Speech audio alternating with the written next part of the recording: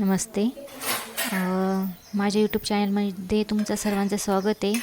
आज रविवार होता म्हणून आरामशीर सगळं काही चाललं आहे, कारण की परत सोमवारी शाळा तर धावपळ.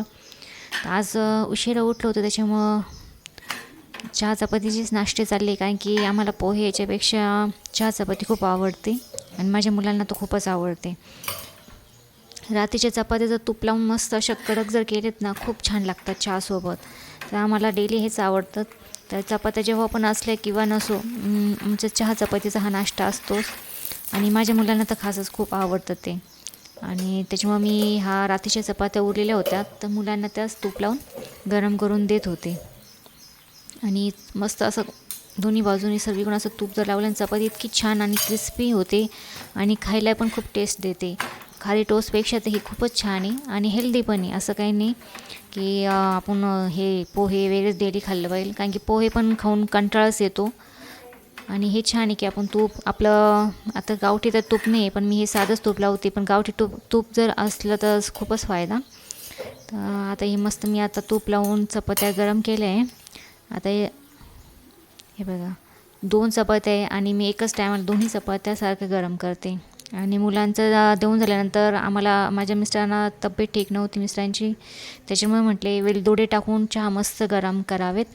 तर म्हणून मग मी वेलदोडा असा सायंशनीच बारीक करते. मी असं मुसळीने वगैरे कशाने बारीक नाही करत. काय जे आहेत त्या गोष्टीच आपण हे केलं पाहिजे उपयोग. तर मी सायंशनीच मस्त बारीक करून ते चहामध्ये टाकला वेलदोडा.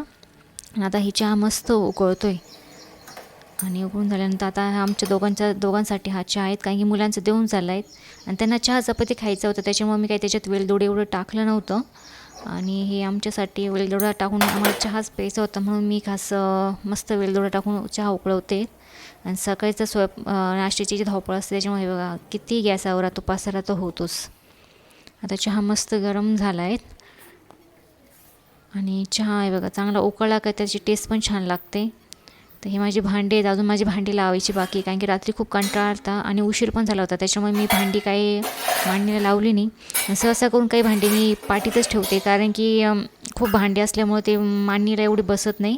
त्यात हे 2 कप आहे स्टीलचे, आणि मी स्टीलचेच कप वापरते, कारण की काचेचे कप तर माझ्याकडून हमशा फुटतच आले. आणि त्याच्यामुळे मी ते आता घेणंच बंद केले. फक्त मी एक सेट घेऊन ठेवलं आहे, जर कोणी असं आलं तर त्यांच्यासाठी पाहुणे.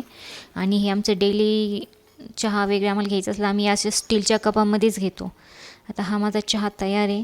तर मुलांना तर नाश्ता देऊन झाला आहे. माझ्या मिस्टरांना मला नाश्ता करायचा नव्हता, आम्ही फक्त चहा घेणार होतो, म्हणून हा आमचा चहा मस्त रेडी आहे. आणि सकाळी आरामशीर सगळं त्यांचे मुलांचे नाश्ते पाणी झाल्यानंतर मी चहा पिते. आणि